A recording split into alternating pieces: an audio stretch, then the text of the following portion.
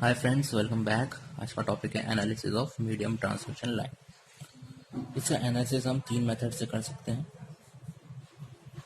पहला मेथड है end condenser method. End condenser method. Second is nominal T method. Third is nominal pi method. So medium transmission line में हम 3 method से analysis करेंगे। अब medium transmission line में हम कैपेसिटेंस को कंसिडर करेंगे। ठीक है, कैपेसिटेंस को कंसिडर कर रहे हैं और कैपेसिटेंस शंट में डिस्ट्रीब्यूटेड होता है, इसलिए हम कैपेसिटेंस को एडमिटेंस की तरह लेंगे। ठीक है, इसी एडमिटेंस को हम लाइन चार्जिंग एडमिटेंस भी बोलते हैं। लाइन चार्जिंग एडमिटेंस भी इसी को बोलेंगे हम, क्योंकि इसी के through line charging current flow होता है। ठीक है, तो पहला मेथड देखते हैं। First method is end condenser method. अब इसको एंड कंडेंसिव मेथड क्यों बोल रहे हैं ये देखते हैं। सबसे पहले यहाँ पर हमने सप्लाई दिया, बट यहाँ पर Vs हमने सप्लाई दिया। ये हो गई लाइन की रेजिस्टेंस, ये हो गई इंडक्टेंस। अब यहाँ पर हम टोटल एडमिटेंस को एंड में कंसिडर कर रहे हैं, इसलिए हम इसको एंड कंडेंसिव मेथड बोलते हैं। ठीक है, यहाँ पर VR, यहाँ IR and IS। So this model is considered as AND condensive method or AND condensive model. Now equations लिखते हैं और इसको A B C पैरामीटर्स हम कैलकुलेट करते हैं। सो कैसे आएगी, VS KVL लगाएंगे यहाँ पर, VS VR plus this is considered as Z I S और S यहाँ पर, क्योंकि IS है, और IS क्या है हमारे पास, IS है यहाँ पर मान लेते हैं IC is the charging current. So IS is यहाँ पर KCL लगाएंगे तो IR plus IC। Okay, and IC हमारे पास क्या दिया हुआ है, this is voltage across is VR and admittance is Y, so VR Y। यहाँ पर पुट करेंगे IC को, सो IS हो जाएगा VRY प्लस IR। सो VR और IR के टर्म में IS को हमने निकाल लिया। इसी तरीके से हम VS को भी निकाल लेते हैं। सो VR प्लस Z, IS क्या हमारे पास, VRY प्लस IR। सो यहाँ क्या हो जाएगा, VR 1, this is Z and Y, ZY plus Z into IR। सो ये इक्वेशन हमारे पास हो गई VS की। सो VS और IS के टर्म को हमने VR और IR के टर्म्स में निकाल लिया। सो हम क्या लिखेंगे मैट्रिक्स फॉर्म में, VS IS। Okay, A is what, 1 plus YZ, B is Z, C is Y and D is 1, VR और IR। सो हमारे पास आ गए ABCD हमारे पास आ गया। A is 1 plus YZ, B is Z, C is 5 and D is 1। Okay, check कर लेते हैं सिमेट्री को। कैसे चेक करेंगे, AD minus BC should be equal to 1, so 1 plus YZ, D is 1 minus B is Z, C is Y। So ये cancel हो गया, 1 is equal to 1। So symmetric हो रहा है, इसलिए हमारे जो कैलकुलेशन किया है वो सही है। ठीक है, एफिशिएंसी हम सिंपली वैसे ही निकाल लेंगे, वोल्टेज रेगुलेशन निकाल लेते हैं, percentage regulation, impedance drop rated into 100. So here V dash क्या होगा, V dash को देखिए, V dash क्या होता है, receiving end voltage at no load. तो यहाँ पर नो लोड होगा तो IR 0 हो जाएगा, तो हमारे पास क्या बचेगा, VR हो जाएगा ICY। ठीक है, सो V dash इज ICY। ठीक है, और हम क्या लिख सकते हैं, V dash को देखिए, VS माइनस, यहाँ पर भी IC करंट होगा, IC into Z is equal to V dash। So V dash को हम लिख सकते हैं VS माइनस ICZ। सो दो हमारे पास टर्म्स हैं, कोई भी यूज कर सकते हैं, ये भी होता है ये भी होता है। तो रेगुलेशन क्या हो जाएगा, VS minus ICZ minus VR by VR और ICY minus VR by VR। So this is the percentage voltage regulation. तो ये जो मेथड है हमारा, ये सिंपल मेथड है और इससे एनालिसिस भी इजी है। सो इसका एडवांटेज क्या है, modelling is simple and easy to analyse, ये इसका एडवांटेज है, इजी टू एनालाइज। पर इसका डिसएडवांटेज क्या है ये देखिए।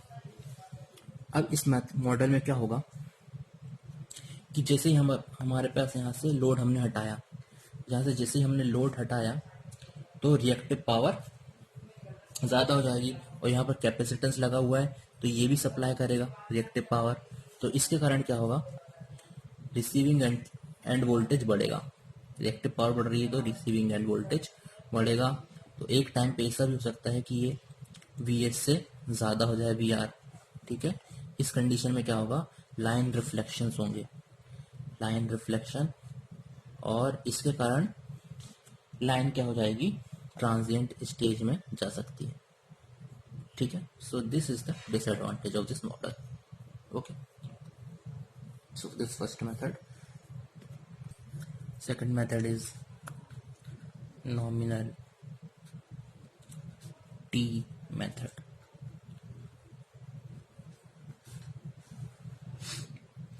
नॉमिनल T मेथड में क्या होगा,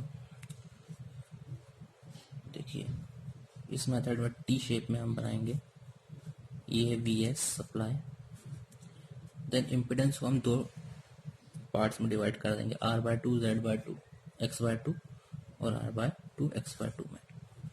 this is first R/2 X/2, this is second R/2 X/2। ठीक है, एंड यहाँ पर receiving end voltage, this is R/2 X/2 R/2 X/2, और इसके मिडिल में हम एडमिटेंस को लगाएंगे। ठीक है, यहाँ से चार्जिंग करंट मान लेते हैं IC जा रहा है, और यहाँ का जो वोल्टेज हम कंसिडर करते हैं लेट V1। ठीक है, so this is T model, T model is in shape of T, so this is considered as nominal T method. अब इसमें हम तीन इक्वेशन लिखेंगे, एक KVL यहाँ पर लिखेंगे, एक KVL यहाँ पर लिखेंगे, और एक KCL यहाँ पर लिखेंगे। यहाँ पर है IS, यहाँ पर है IR। ठीक है, तीन इक्वेशन आएंगी। फर्स्ट इक्वेशन ए वाली KCL लिखते हैं, KVL लिखते हैं, VS is equal to V1 plus IS Z/2। ये वाली लिखेंगे V1 VR plus IR Z/2। एक KCL लिखेंगे, KCL क्या है, IS IC प्लस IR। एक और इक्वेशन हमें लिखनी पड़ेगी, वो क्या लिखेंगे, IC को V1 की टर्म्स में। सो IC is v1y।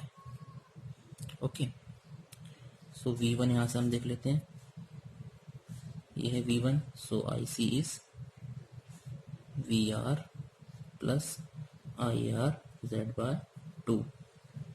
Okay, IS में पुट करते हैं, क्योंकि IS को हम किस टर्म में चाहिए, VR और IR के टर्म्स में। यहाँ पर IC को हटाना पड़ेगा, VR plus IR Z/2 plus IR।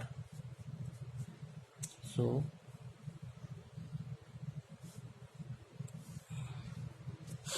तो यहाँ पर हमने y नहीं लिखा, y, तो यहाँ पर आएगा y, यहाँ पर आएगा y। ठीक है, सो VRY plus IR YZ/2 plus IR। So this is y VR and 1 plus YZ/2 IR। So IS को हमने VR और IR के टर्म्स में लिख लिया। ठीक है, नाउ हम किसके टर्म में लिखेंगे, अब VS हमें चाहिए, VS is equal to V1 हमारे पास क्या है, this VR plus IR Z/2 plus IS को लिखना पड़ेगा, VR plus into Z/2। Okay,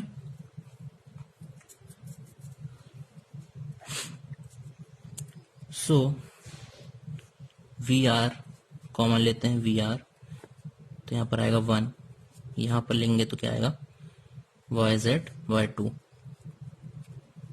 ठीक है, उसी तरीके से IR देख लेते हैं, IR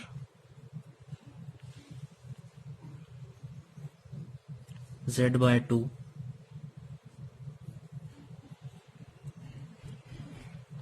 प्लस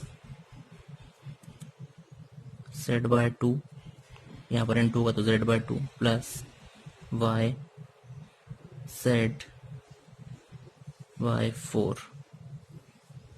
ओके, ये बन जाएगा VR1 प्लस YZ/2 IR।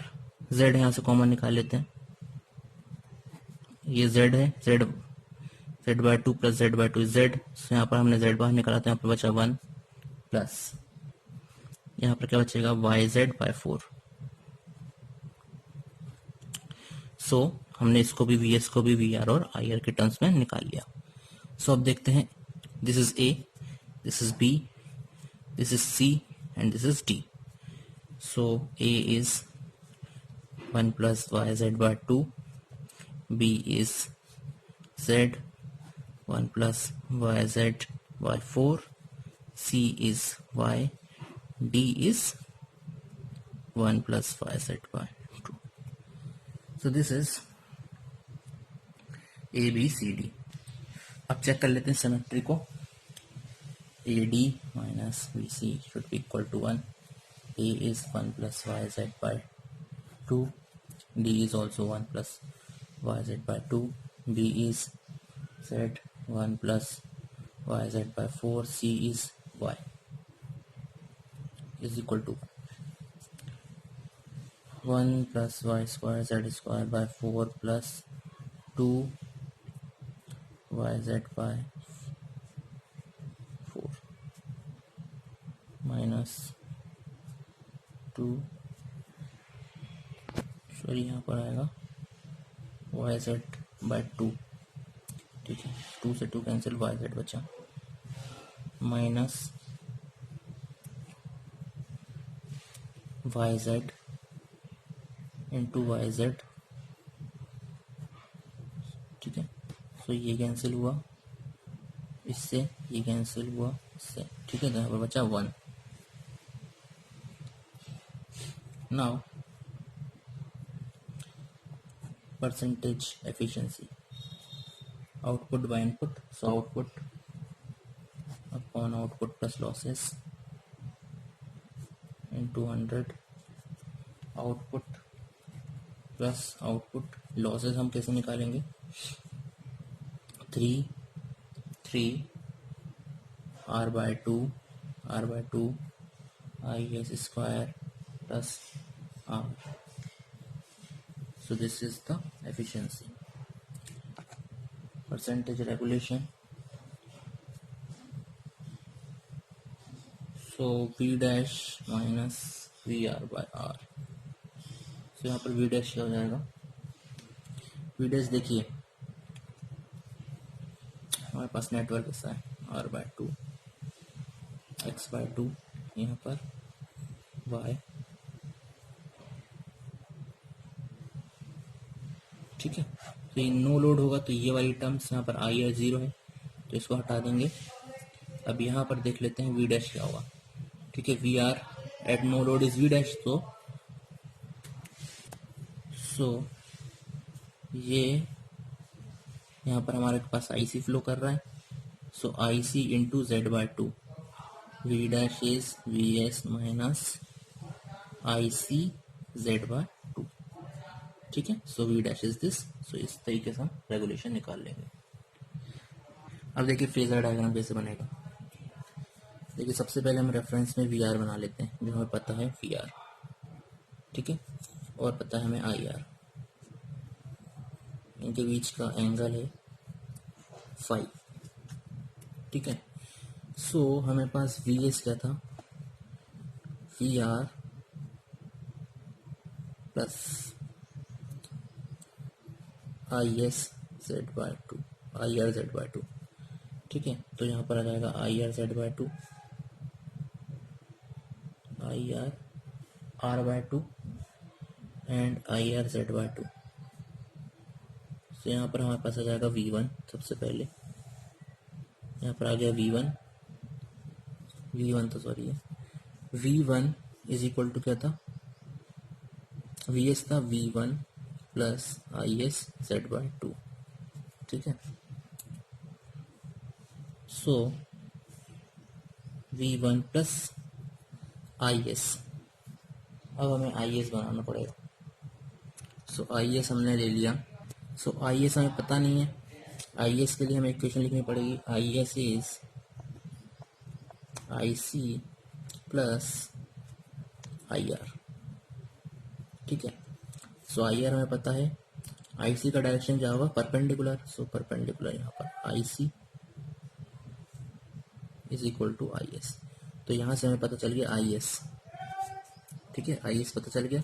अब IS के डायरेक्शन में हम यहाँ पर लिखेंगे IS R/2 से परपेंडिकुलर में IS X/2 IS X/2, यहाँ से हम ले लेंगे तो ये हमारे पास क्या जाएगा VS, ठीक है। तो इस तरीके से हम बनाएंगे वेवफॉर्म। 3 इक्वेशन हमें पता होगी तो हम ये फेजर बना लेंगे।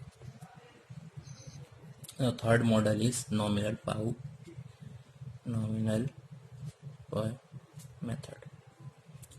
पाई मेथड। इसमें हम पाई नेटवर्क बनाएंगे। देखिए सबसे पहले हम VS लगाया, दिस इज सेंडिंग और रिसीविंग एंड में हम क्या लगाएंगे, हाफ ऑफ एडमिटेंस लगा देंगे। This is R, sorry this is X, this is R, Y/2 यहाँ पर हमने लगा दिया Y। So this is the model. यहाँ पर IS, यहाँ पर IR, लेट यहाँ पर IC1, यहाँ पर IC2, ठीक है। और यहाँ पर हम मान लेते हैं I1। सो इक्वेशन लिखेंगे सबसे पहले,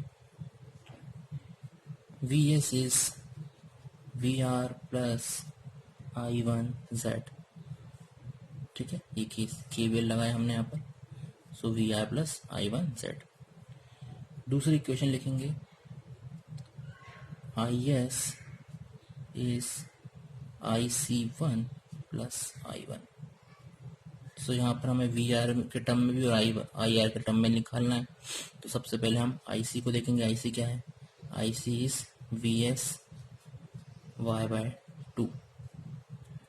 उसी तरीके से यहाँ पर भी कैसे लगाएंगे? So I one is I C two Y by two plus I are.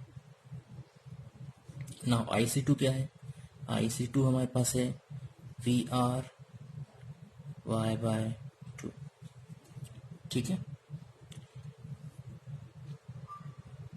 अब इस आई सी टू को हम क्या पुट करेंगे यहाँ पर? सॉरी, यहाँ पर वाई बाय टू इस इधर पुट करेंगे। ठीक है, so I one is V R Y by two plus I R. ठीक है, अब ये वी आर और आई आर के टर्म में आ गया। अब इसको हम पुट करेंगे कहाँ पर? इस इक्वेशन में। ठीक है, so I S is I C one क्या है? V S Y by two, V S Y by two plus I one क्या निकाला हमने? V R Y by two plus I R. ठीक है, तो अभी हमें इसको और सॉल्व करना पड़ेगा। अब हम पहले इसको सॉल्व करते हैं। वी एस को, वी एस क्या है हमारे पास? V R plus I one. I one क्या है? V R Y by two plus I R. This is I one into Z. So V R plus common लेते हैं यहाँ से तो वाई जेड बचेगा। तो पहले लिख लेते हैं Y Z by two plus I R Z. So यहाँ से वी आर कॉमन निकालते हैं, one plus Y Z by two plus I R into Z. ठीक है, तो हमारे पास वी आर और आई आर के टर्म में आ गया V S. So this is the first equation. Second equation, यहाँ पर वी एस की पुट कर देंगे वैल्यू यहाँ पर। So V R plus V R Y Z by two plus I R Z into Y by two plus V R Y by two plus I R. ठीक है, now we are यहाँ से common निकालते हैं। So one plus Y square Z by four, यहाँ से निकालेंगे तो वाई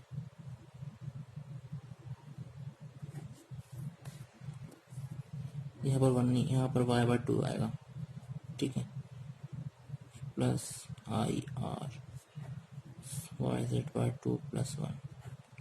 ठीक है, Y by two Y, so इसको हम लिख सकते हैं Y one by four plus I R Y Z by two plus one.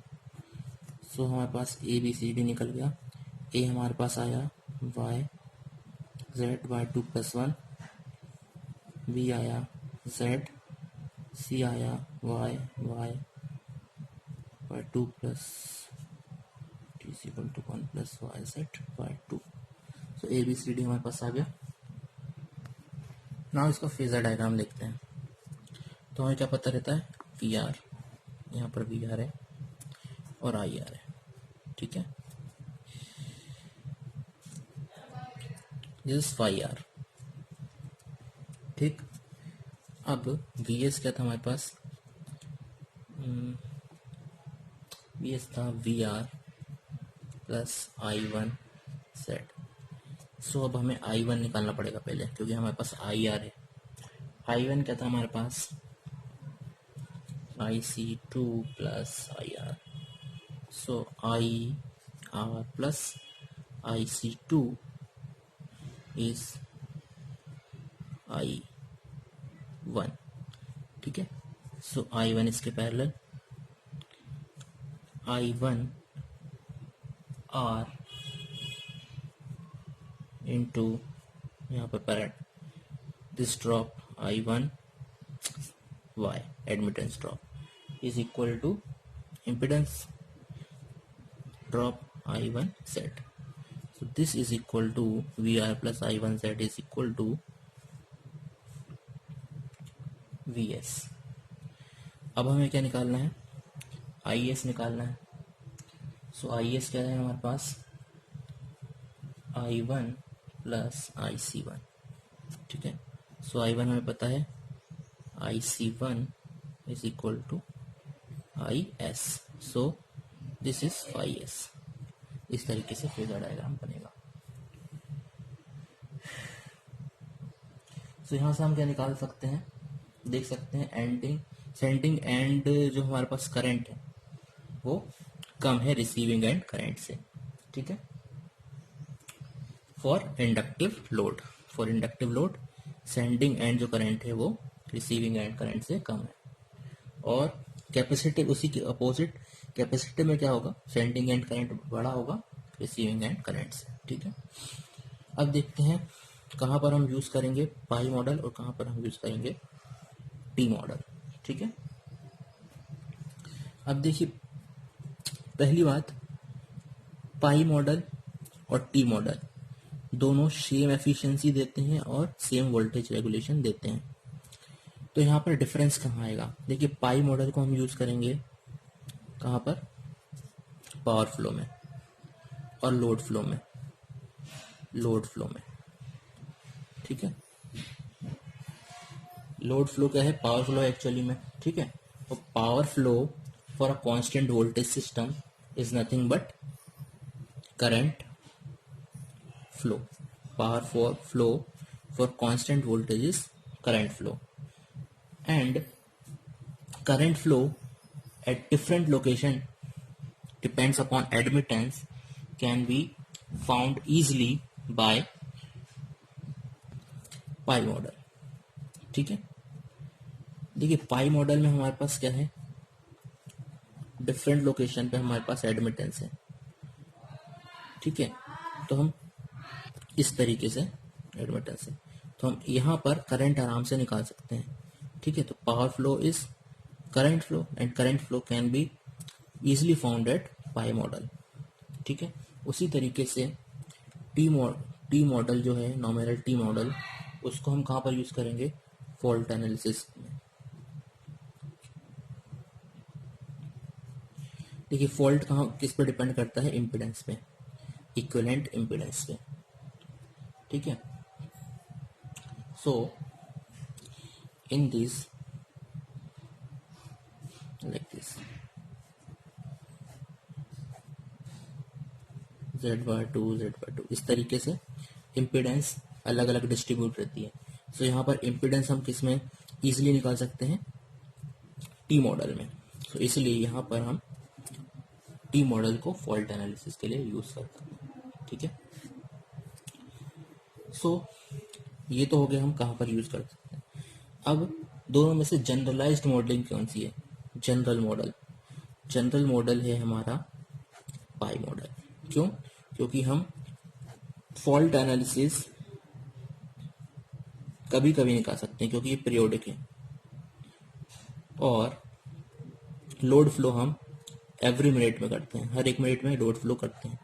So generalised model कौन सा हो गया, पाई मॉडल, ठीक है। सो ये था मीडियम ट्रांसमिशन लाइन। अगली वीडियो में देखेंगे लॉन्ग ट्रांसमिशन लाइन,